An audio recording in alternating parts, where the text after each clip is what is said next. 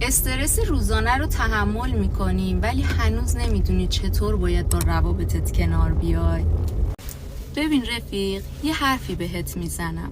هر موقع که دیدی دارن اذیتت میکنن، این ویدیو رو ببین و بلافاصله حذفشون کن.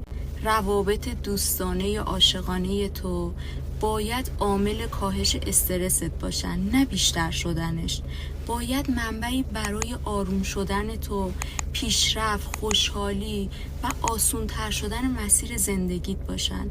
اونا اومدن باشن که تا بیشتر از زندگیت لذت ببری و حالت خوب باشه کنارشون، نه برعکسش. زندگی خودش به اندازه کافی سخت است. حالا بیا یه نگاهی به روابطت بنداز. تصمیم بگیر. تو سزاوار آرامش و حمایت هستی. یک بار برای همیشه بیا و زندگیت رو تغییر بده.